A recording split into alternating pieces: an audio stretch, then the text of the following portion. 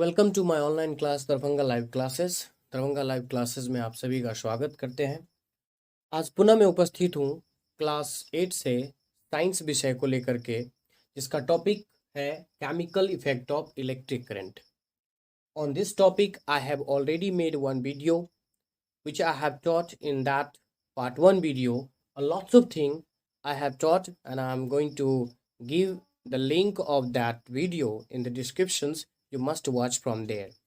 In part 1 में हम लोग डिस्कस किए थे इस chemical effect of electric current से रिलेटेड बहुत सारे इंपॉर्टेंट टॉपिक, जिसमें से हमने कंडक्टर इंसुलेटर टॉपिक को हमने डिस्कस किया था। हमने डिस्कस किया था कि डू लिक्विड्स कंडक्ट इलेक्ट्रिसिटी, क्या सभी लिक्विड इलेक्ट्रिसिटी कंडक्ट करती है या नहीं, इस चीज़ को भी हमने डिस्कस किया था। हमने ये भी डिस्कस किया था that electric current produce magnetic effect, magnetic पर क्या इफेक्ट पड़ती है और किस तरह से जो मैग्नेट कंपास होती है वह डिफ्लेक्शन होती है जब वह जो है किसी इलेक्ट्रिक वायर के ऊपर उसको रखा जाता है। ठीक है, उसके बाद हमने बताया था use of magnet to know electricity, वही जो नीडल था, कंपास था, उसका उपयोग करके हमने इसको जाना था। फिर उसके बाद जो है कि लेस अमाउंट ऑफ इलेक्ट्रिसिटी को जानने के लिए कि हमारा सर्किट में कंप्लीटली अच्छे तरीके से जो है इलेक्ट्रिसिटी फ्लो कर रही कि नहीं, उसके लिए हमने एलईडी का उपयोग के बारे में भी हमने जाना था। और आज हम पुनः इस पार्ट 2 वीडियो में हम लोग जानेंगे और भी बहुत सारे इंपॉर्टेंट टॉपिक्स इस चैप्टर से रिलेटेड जो भी है, जिसमें हम जानेंगे आज की क्या do all liquids conduct electricity, या is there any liquids are there which are poor conductor of electricity, क्या सभी लिक्विड जो है इलेक्ट्रिसिटी को कंडक्ट करती है, या कुछ ऐसे लिक्विड्स है जो इलेक्ट्रिसिटी को कंडक्ट नहीं कर सकती है। ठीक है, उसके बाद हम लोग जानने वाले हैं कि एयर, जिसको हम कहते हैं कि अगर आपके सर्किट में अगर एयर स्पेस भी हो जाए, अगर उसके दो वायर के बीच में एयर स्पेस भी हो जाता है तो एक बल्ब विल नॉट ग्लो। लेकिन कुछ ऐसे कंडीशंस होते हैं, certain conditions are there where electricity flows in air also, but air is the poor conductor of electricity होता है। बट कुछ कंडीशन में जो है एयर भी इलेक्ट्रिसिटी को कंडक्ट करती है, तो उसके बारे में भी जानेंगे। उसके बाद हम लोग आज कुछ अन्य लिक्विड का उपयोग करेंगे, जैसे डिस्टिल्ड वाटर का उपयोग करेंगे कि क्या डिस्टिल्ड वाटर का उपयोग करने के बाद हमको पता चलेगा कि क्या उसमें इलेक्ट्रिसिटी फ्लो करती है कि नहीं, इस टॉपिक को भी जानेंगे। फिर उसके बाद केमिकल इफेक्ट किस तरह का, एक्चुअली जो चैप्टर रिलेटेड है कि जब हम केमिकल में इलेक्ट्रिसिटी को फ्लो करेंगे तो उसका क्या परिणाम होगा, उस चीज़ को भी हम आज बहुत सारे एक्सपेरिमेंट के माध्यम से जानने की कोशिश करेंगे। और एक और टॉपिक है इलेक्ट्रोप्लेटिंग का। इलेक्ट्रोप्लेटिंग क्या है, यदि जब एक मेटल के ऊपर दूसरे मेटल की एक लेयर को रख दी जाती है उसे इलेक्ट्रोप्लेटिंग कहते हैं। These all topics we are going to discuss in part 2, so must keep watching and just focus on this part 2 video which I'm going to teach you today. So actually my video is based on NCERT book, NCERT book। तो NCERT book से जितने भी related हैं मैं उसको कोशिश करूंगा इसमें कवर करने का। तो सबसे पहले हमने पिछले वीडियो में मैंने ये सीखा था कि लिक्विड्स कंडक्ट इलेक्ट्रिसिटी, और हमने we have taken so many different types of liquids like lemon juice we have taken, vinegar we have taken, even we can say the salty water, tap water which we are using।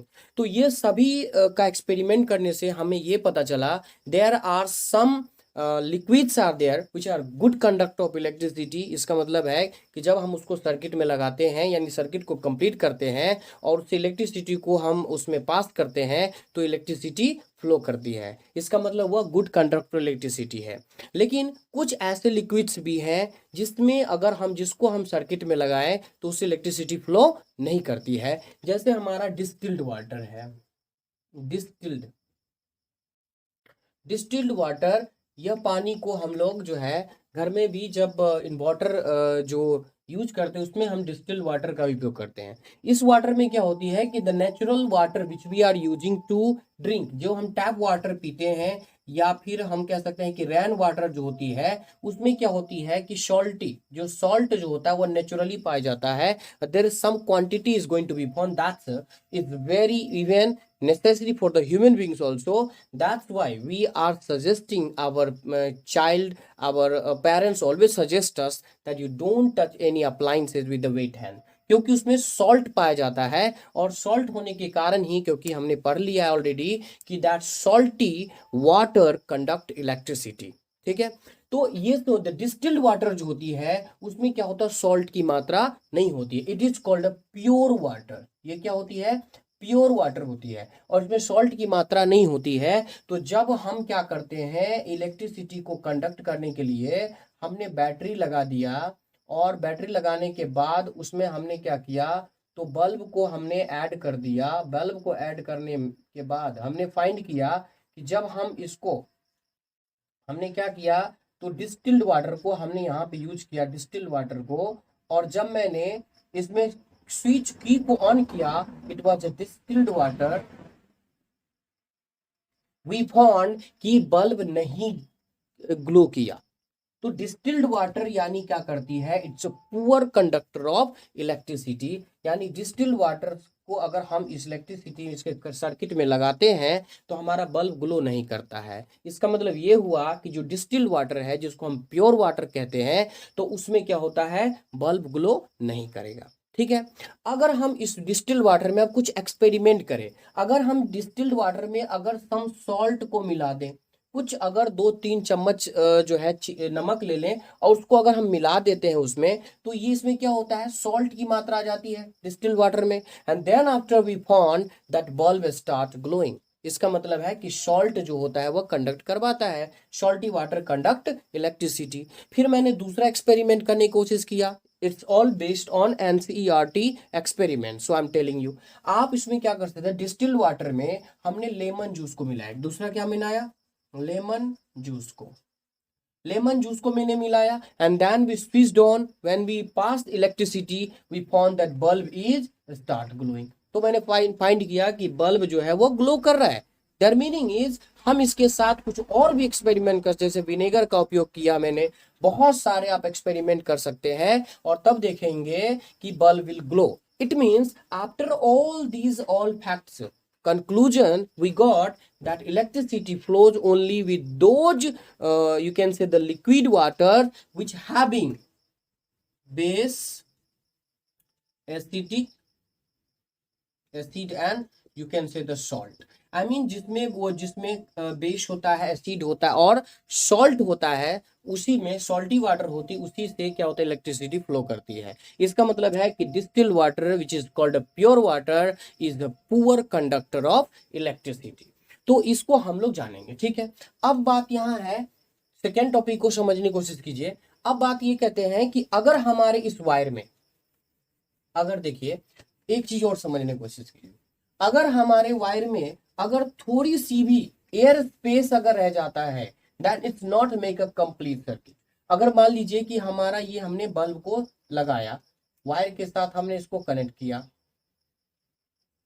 ठीक है, हमने क्या किया, तो battery को लगा दिया,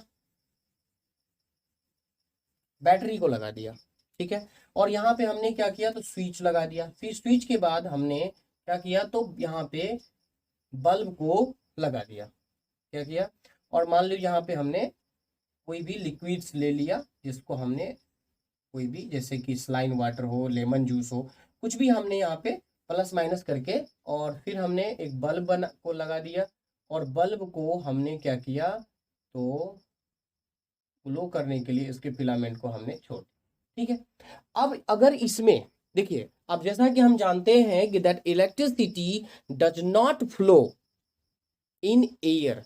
अगर हवा में इलेक्ट्रिसिटी फ्लो करेगी then it's very very dangerous. लेकिन हवा में जो है इलेक्ट्रिसिटी कंडक्ट नहीं कर सकती, यानी air is a poor conductor of electricity. क्या होता है, एयर इज पुअर, और इंसुलेटर कह सकते हैं, air is poor conductor of electricity. हमने क्या क्वेश्चन मार्क इसलिए दिया है क्योंकि इसके पीछे कुछ रीजन है. Why I said you that air is poor conductor of electricity? What? There may be, I have written there something may be there. क्योंकि यदि हमने कंप्लीट सर्किट किया और जब हमने स्विच दिया देन बल्ब स्टार्ट ग्लोइंग, ठीक है. लेकिन अगर इसके अंदर छोटी सी, मान लीजिए कितना थोड़ा सा स्पेस दिख रहा है आपको, अगर इस दोनों वायर के बीच में एयर स्पेस भी अगर रह जाता है, if it is this is a little bit air space is also going to be between this two wires, we found that bulb will not glow. That means अगर यह यहाँ पे ऐसा हो जाता है, इसको हम कहते हैं it's not a complete circuit. Not a complete circuit, यह कंप्लीट सर्किट नहीं है, क्योंकि अगर दोनों जब तक ज्वाइन नहीं करेगा तब तक यह कंप्लीट सर्किट नहीं होगा. इट मीन्स इससे ये पता चलता है कि air is poor conductor of electricity, ठीक है. लेकिन क्या हमेशा air is a poor conductor of electricity? क्या ये कहना सही है? Then if it is yes, then we can say somehow it's no, because of sometime when there is it's going to be rain there, before it's raining what happen, thundering, lighting होती है. और lighting के बारे में आप सुने होंगे कि दैट लाइटिंग जो होता है वो कहाँ ग्लो करती है, कैसे आती है? तो वो एयर में ही कंडक्ट करती है. लाइटिंग जो होता है, जो थंडरिंग के बाद जो लाइटिंग होता है, वो लाइटिंग जो होता है and electricity current passes through air. तो यानी एयर में के थ्रू ही इलेक्ट्रिसिटी को पास करती है. लाइटिंग जो होता है वो इलेक्ट्रिसिटी को एयर के थ्रू ही पास करती है. सो we can say in some conditions, we can say in some conditions all the conductors और insulator जिसके बारे में हम बात कर सकते हैं may do that kind of things. I mean also conduct, you can say that may also, है ना, may also conduct electricity. इसीलिए सो बिकॉज ऑफ इस तरह की सिचुएशन पैदा होती है, क्योंकि एक तरफ एयर जो है पुअर कंडक्टर है, लेकिन दूसरी ओर लाइटिंग की स्थिति में क्या होता है, एयर इज अ कंडक्टर. इसीलिए इसी सब को देखते हुए we use to speak what happen, good conductor और पुअर कंडक्टर इंस्टीड ऑफ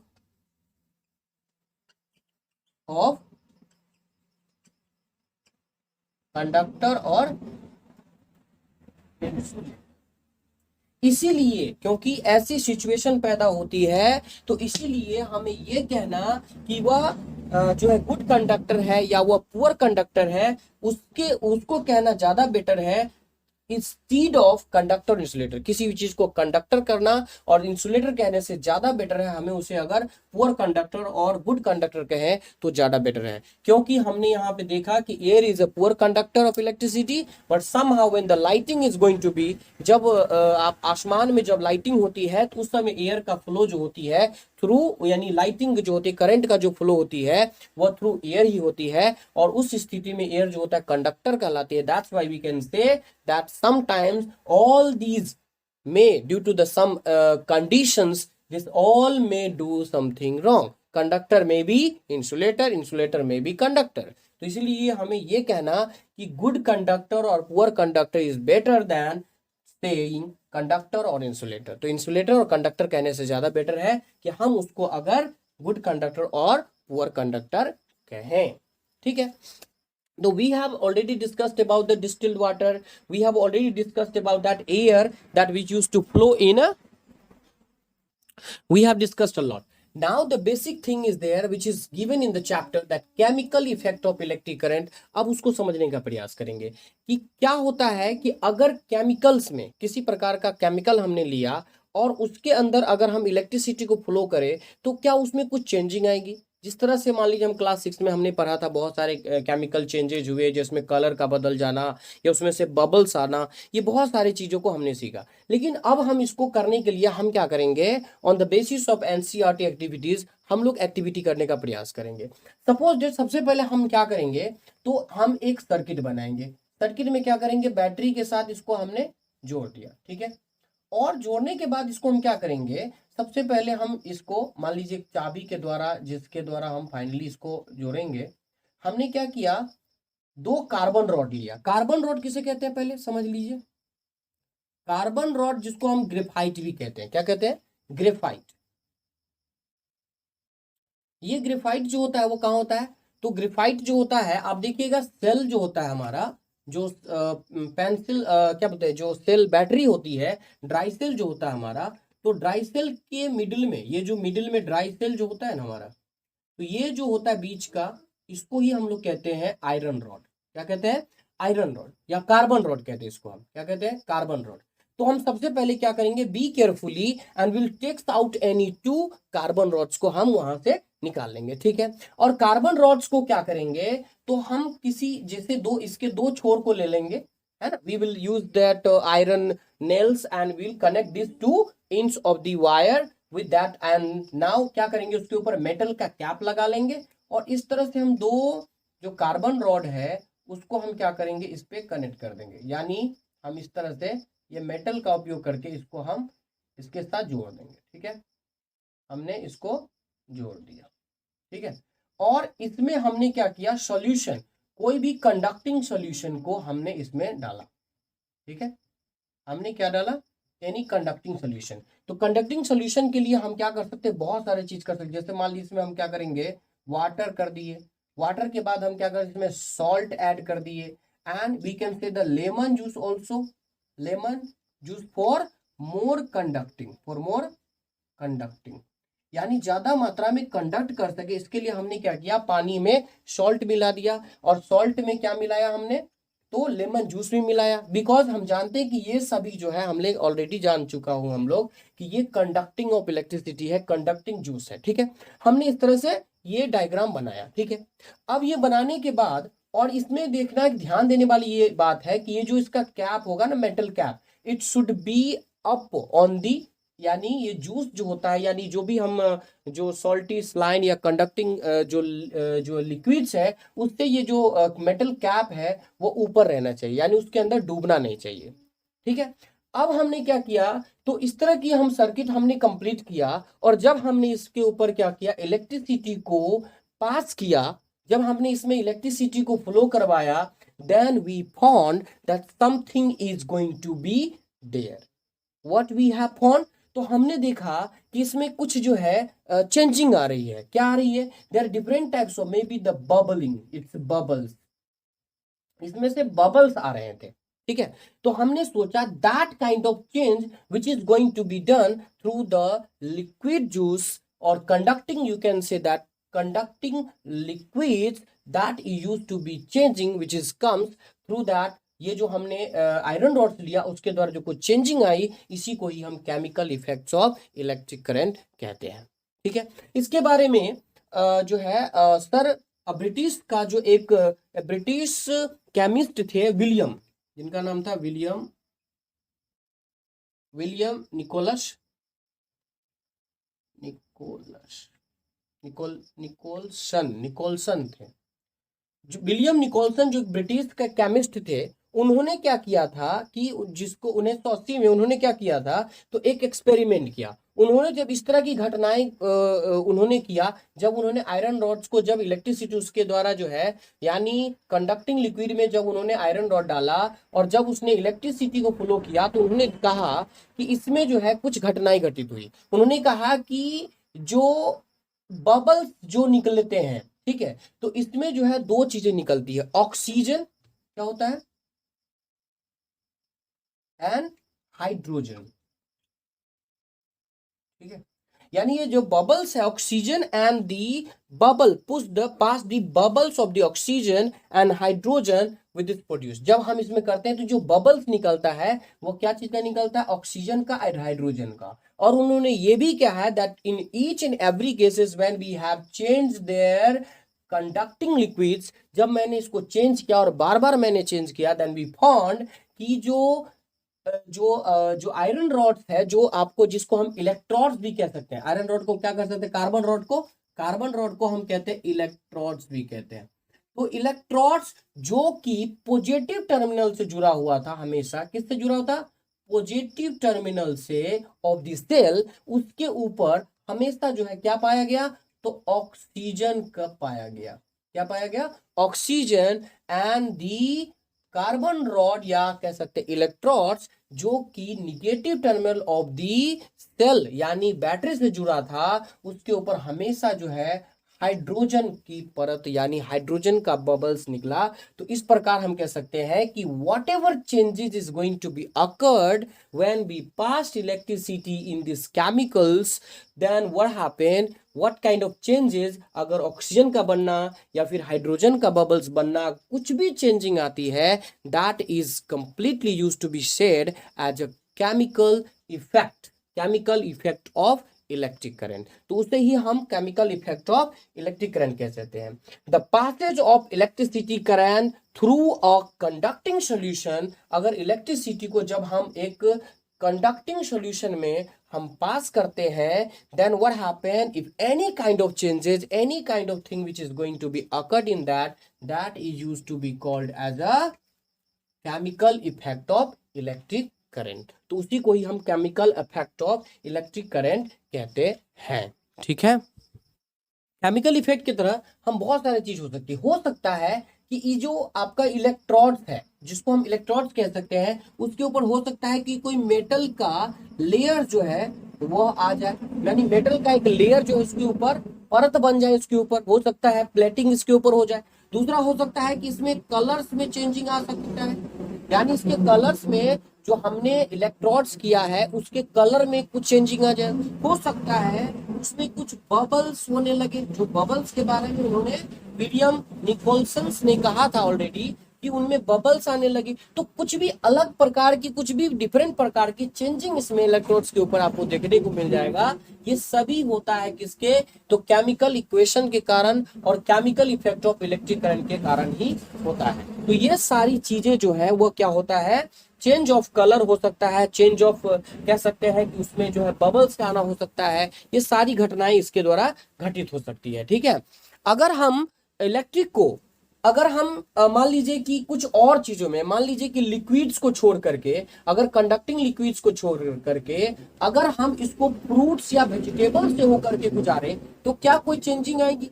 अगर हम फ्रूट्स लें और या फिर वेजिटेबल्स लें और उसमें अगर हम इलेक्ट्रिसिटी को फ्लो करें, अगर उसमें हम इलेक्ट्रिसिटी को पास करें तो क्या किस प्रकार की चेंजिंग आएंगी? तो इसके लेके भी हमने क्या किया, एनसीईआरटी बेसिस हमने एक्सपेरिमेंट को दोहराया है और एक्सपेरिमेंट को समझने का प्रयास करेंगे। तो सबसे पहले हमने क्या किया, we took a complete circuit for that. हमने क्या किया, तो इस तरह से एक बैटरी लिया, बैटरी से हमने क्या किया, इसके दोनों टर्मिनल को हमने जोड़ दिया। ठीक है, एक स्विच लगा दिया और यहाँ पे हमने क्या किया, तो कॉपर का वायर लिया। क्या लिया मैंने, कॉपर का वायर, कॉपर वायर।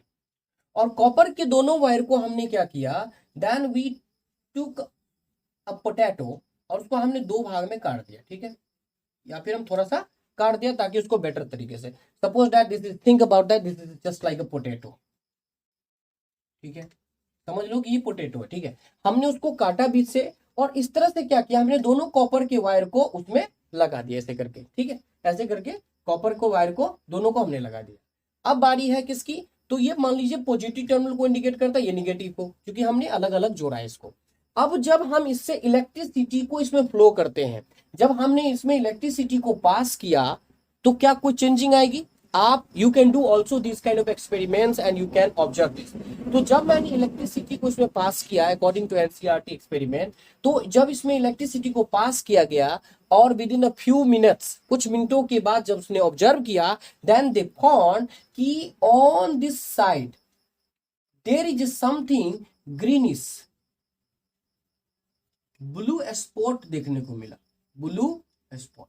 यानी कि वे कॉपर वायर का वह भाग जो कि बैटरी के पॉजिटिव टर्मिनल से जुड़ा हुआ था, उसके भाग पे उन्होंने देखा कि ग्रीनिश स्पॉट, ब्लू स्पॉट जो है वहां पे कुछ देखने को मिला। ठीक है, उसके बाद उन्होंने बार बार ये एक्सपेरिमेंट को करने का कोशिश किया, डिफरेंट टाइप्स ऑफ, आप कुछ भी जैसे अलग तरह का पोटैटो के अलावा ओनियन से कुछ भी ऐसा लेने की कोशिश करेंगे, then we found that always the copper wire which is connected through the positive terminal, ये जो पॉजिटिव टर्मिनल से होता उसके बेस पे क्या होता है, उसके यहाँ पे जो है वो ग्रीनिश जो है ब्लू स्पॉट आ जाता है।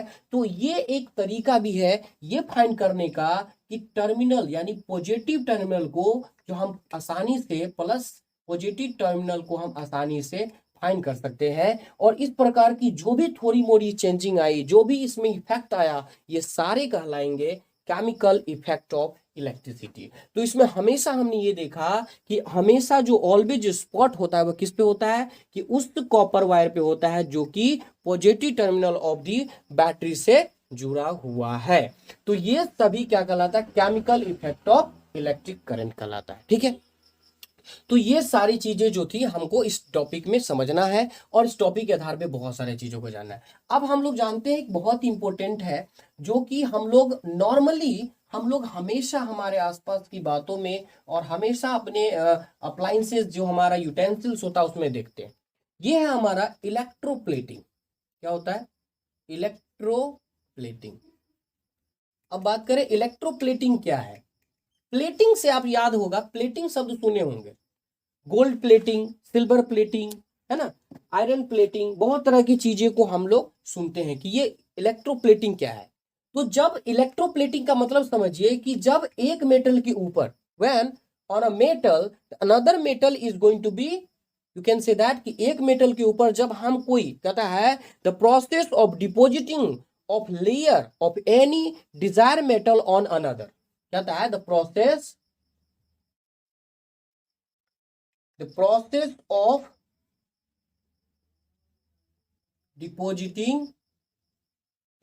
of depositing of layer of any desired metal on another, यानी एक मेटल के ऊपर दूसरे मेटल का एक लेयर को लगा देना क्या कहलाता है, इलेक्ट्रोप्लेटिंग कहलाता है। जैसे आप सुने होंगे कि सिल्वर के ऊपर जो है सिल्वर ऑर्नामेंट्स था, यानी सिल्वर का हमने ये हार बनाया मान लो, और हार जो है वो क्या हुआ, इसके ऊपर जो उसने क्या किया, तो इस सिल्वर का था और सिल्वर के ऊपर उसने क्या किया, उसमें गोल्ड का प्लेटिंग कराया, जिसको हम बोलते हैं ना सोने का पानी चढ़ा देना।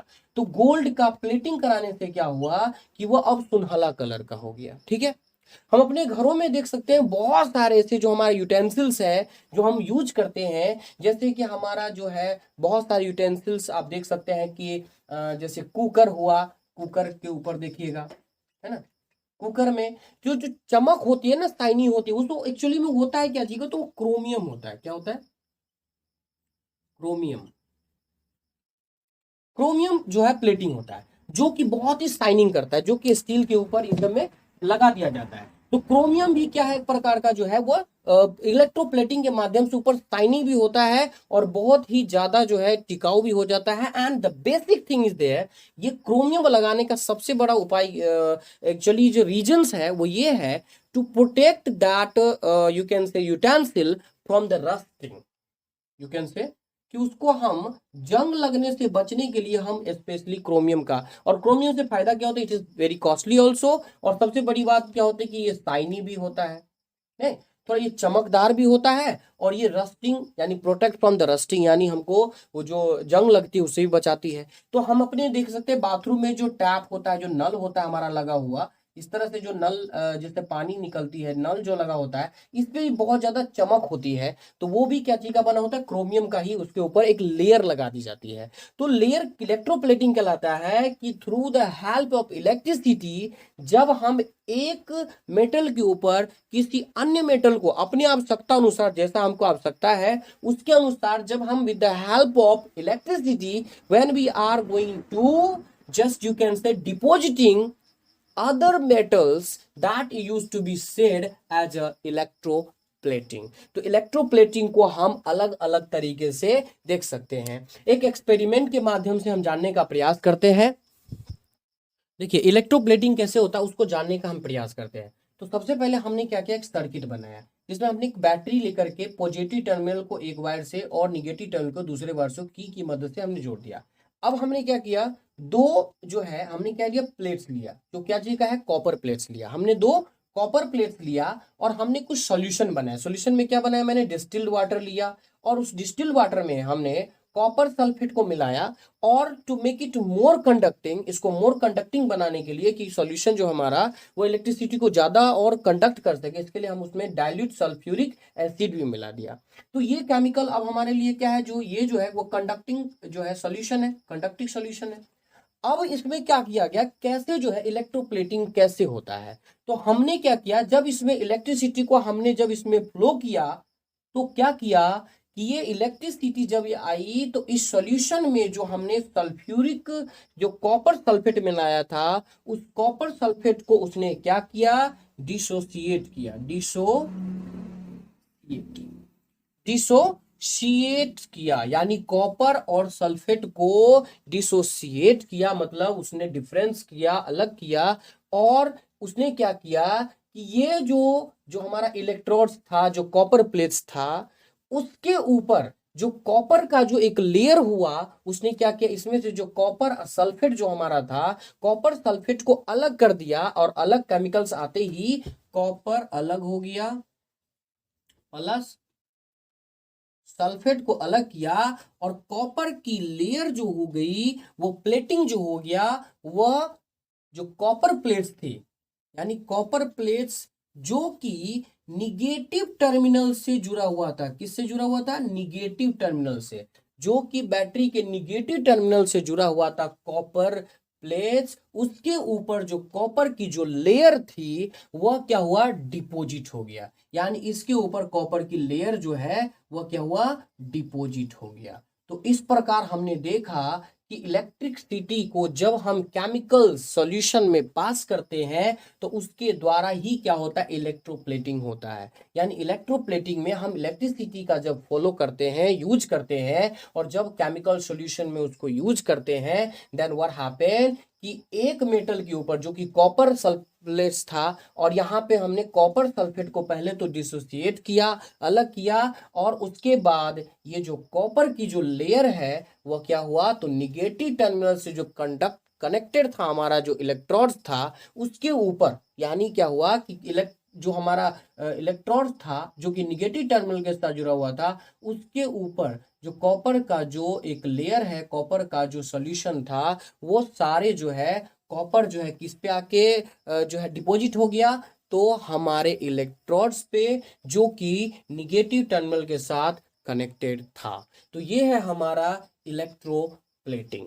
ठीक है, आई होप मैंने इस चैप्टर से रिलेटेड एनसीईआरटी बुक के बेस पे जितना भी कुछ था I have already taught you.